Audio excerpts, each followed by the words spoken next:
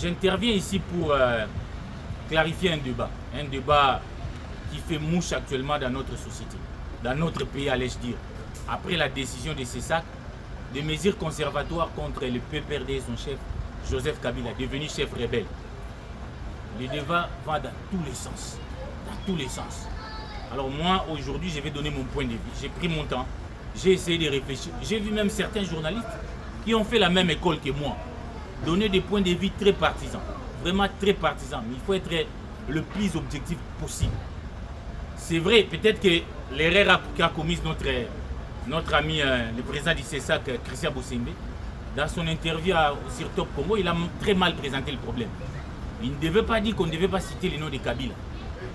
Mais les mesures conservatoires contre Kabila et le PPRD, dans les médias, la censure en quelque sorte des activités de Kabila et du PPRD sont normales.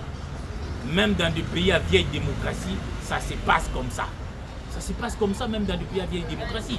Je suis ici en France, un médiariste qui fait la promotion des actions de Poutine.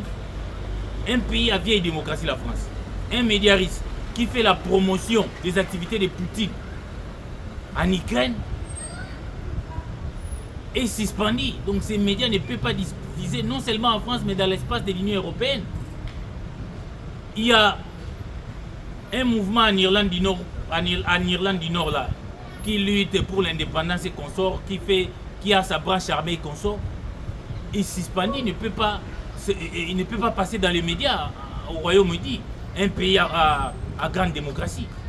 Mais pourquoi voulez-vous aujourd'hui Kabila qui se présente, alors que nos services de sécurité ont toutes les preuves que Kabila, c'est un rebelle, c'est un terroriste qui finance les M23 pour renverser le régime de Kinshasa par un coup d'État? Vous voulez qu'on ne prenne pas des mesures conservatoires, ne fût-ce que pour Tshisekedi de faire survivre son régime? Alors quand on prend des mesures conservatoires, on pense que c'est la première fois. J'ai parlé des exemples, je suis allé au Royaume-Uni, je suis venu ici en Europe, mais parlons de nous-mêmes. Sous Kabila Mende est encore vivant, il était ministre des médias. Pourquoi on a suspendu RFI? RFI ne pouvait plus émettre sur toute l'étendue du territoire national à l'époque. Parce que le gouvernement de Kinshasa, sous Kabila, a accusé ces médias français de faire l'apologie de la rébellion du M23 à l'est de la République démocratique du Congo. Et la justification, c'était quoi? C'était pour des raisons de sécurité. Mais aujourd'hui, vous avez un Kabila qui menace notre sécurité avec son groupe du PPRD. À lire que le message de Kabila, il dit d'abord, il connaît notre armée, il démobilise nos militaires au fond. Si nous suivons son premier discours, non seulement il démobilise, il utilise l'aspect tribal pour faire révolter le militaire swahiliphone qui sont dans notre armée. Qu'il y a un acharnement contre les Baswahili, on tue les Baswahili. Face à toutes ces menaces de ces terroristes qui est Kabila, nous on doit laisser effacer les choses. On sait, et je suis étonné quand même, des enseignants même à l'école de journalisme à l'IFASI. Bon, il parle comme partisan, je connais un enseignant, je n'ai pas voulu discuter avec lui. Mais il nous a enseigné les cours du professeur Ekambo sur la théorie des communications. Il a parlé, il nous a enseigné la théorie des communications développée par Laswell. Laswell, qui était un politologue américain, qui est considéré comme le père du journalisme, a développé une théorie, la théorie de la toute-puissance des médias, où il a démontré les rôles joués par les médias pendant la Deuxième Guerre mondiale. Comment Hitler a utilisé la radio pour faire la propagande de son invasion, où Goebbels disait même qu'un mensonge à force d'être répété peut devenir une vérité. Aujourd'hui, certains médias, ici à Kinshasa, manipulés, nous avons par Kabila, voudraient se donner à Kabila, qui est un rebelle, qui est un terroriste, qui est le chef des terroristes, une image de quelqu'un qui vient trouver des solutions quand il consulte.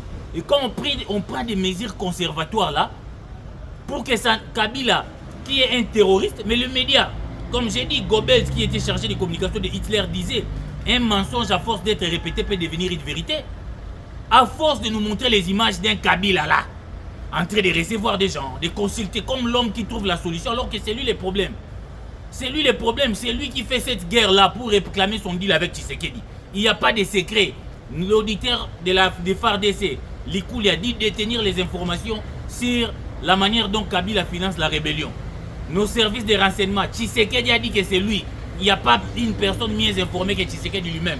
Notre ministre de l'Intérieur, Jacques Chabani, est venu avec des éléments sur les activités de Kabila au Rwanda et à Goma, à Bukavu pour déstabiliser nos institutions. Donc vous pensez que Kabila avait le droit, sous son régime, de suspendre RFI, qui fait l'apologie des rebelles à l'Est, du M23, et que lui, aujourd'hui, il incarne le M23, le gouvernement doit laisser que les médias fassent sa propagande ici, dans les territoires occupés et contrôlés par les gouvernements de Kinshasa. Alors, quelle logique ça? Je pense que cette mesure de Bossembe est nécessaire.